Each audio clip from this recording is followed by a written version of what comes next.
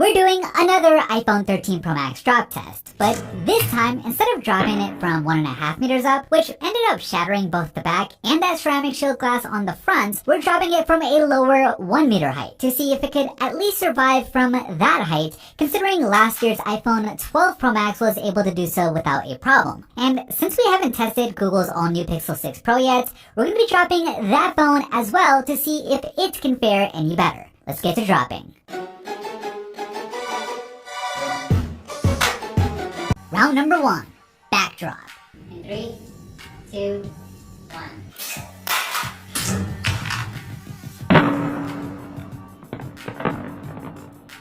After that backdrop, it's not a bad result for either phone. The iPhone looks so much better than it did in our last test when we dropped it from higher up, with it only suffering this tiny little crack here at the bottom. The Pixel, on the other hand, well, it did even better. There are no cracks in the glass, which I think mostly had to do with that camera bar acting as a little bumper to protect it. Now, as a result of this, the camera bar did suffer a few scuff marks, which do look worse than the small scuffs on the iPhone's camera bump, but with the rear glass remaining fully intact on the Pixel, I have to give it the win here in round number 1. Round number 2, corner drop.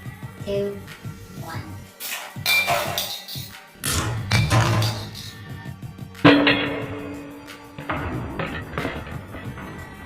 And after that corner drop, the stainless steel frame on the iPhone, along with its more rounded corners, help it fare better here. There's only very light scuff marks on the iPhone, something that you'd only be able to see under direct light like we have here, whereas on the Pixel, the scuffs definitely dig in a little deeper. It's not anything too bad, but still a clear win for the iPhone in round number 2. Round number 3, face drop. In 3, 2, 1.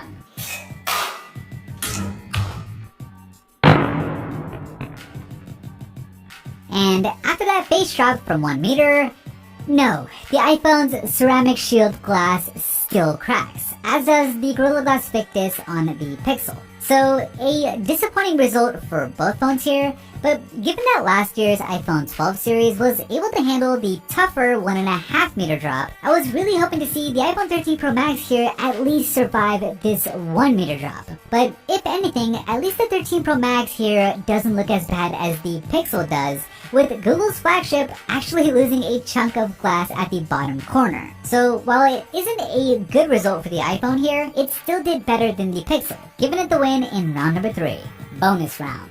Okay, with both phones still technically remaining fully functional, we're gonna push them to their limits, dropping them up to 10 times onto a smooth steel surface from higher up at just under 1.5 meters. In 3, 2, 1. And after that first bonus drop, the Pixel's curved edge gets even more shattered, while the iPhone looks pretty much the same as it did before. But the important thing here is both phones are still working just fine, so we'll keep on going. 4 drops into it, and the original cracks on each phone are starting to spiderweb as you'd kind of expect. But both phones still remain fully functional, so let's keep on going. Alright, 7 drops in now, and we have a few dead pixels on the Pixel 6 Pro's display. But the good news is the rest of the screen still works just fine, so the test must go on.